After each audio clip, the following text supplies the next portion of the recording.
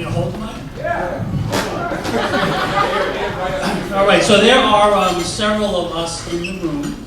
Some of you may know Walter has endowed scholarships for the Center for Discovery to fund continuing education for staff at the center. Personally, I have 30 years after finishing my schooling, I finally fulfilled a lifelong dream and got my doctorate from Northeastern University because of Walter.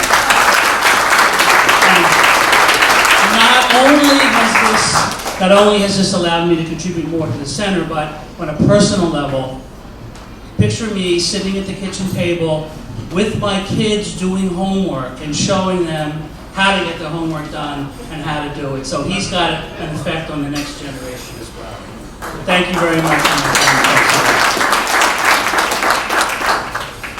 So the first reading tonight, on page 140 of the Book of Walter. Those of you who have the book with you can follow along. So when you read the book, and I'm sure all of you will read the book, it sounds at first blush that Walter, it's all serendipity, that Walter has been in the right place at the right time, all the time.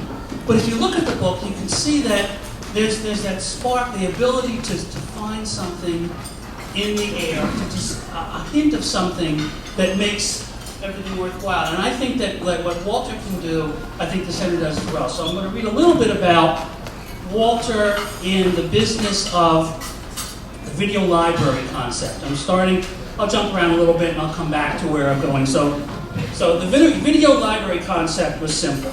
The union that represented carrier fleet crews in these big tankers that went around the world required their members be provided with some type of entertainment, and the crews preferred movies. So Walter goes into business in this company called Video Library, one of only two companies that supplied the movies, sold almost 650 tankers. Its rival was a division of an English conglomerate serving close to 950 tankers. The competition of the companies was fierce, each of them vying to lure unaffiliated tankers. So here's Walter running this business in keen competition with the other business. And he says, one night, almost 5 years after I'd been president of Visual Library, Vera and I had dinner in Chinatown. It was a beautiful spring evening, and after dinner we took a walk through the narrow streets, crowded with people, and came upon a novelty store. We decided to look around and came across a cassette much smaller than the version we were using in the video library system. I knew this would replace the system we had and make it easier for the fleets to become their own distributors.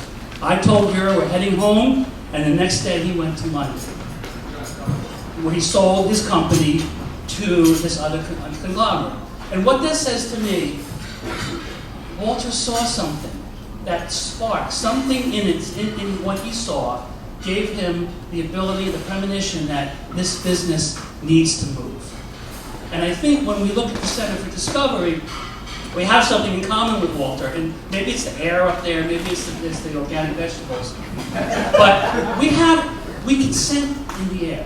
What we can sense is a change in the climate, a change in how we treat people with autism spectrum disorders, with complex disabilities, and be in the forefront. And I think what we can do is what Walter does, and we're patterning this after Walter, that we have our nose in the air, and we can see when there is a change. You'll hear a little bit more tonight about what's happening with the center.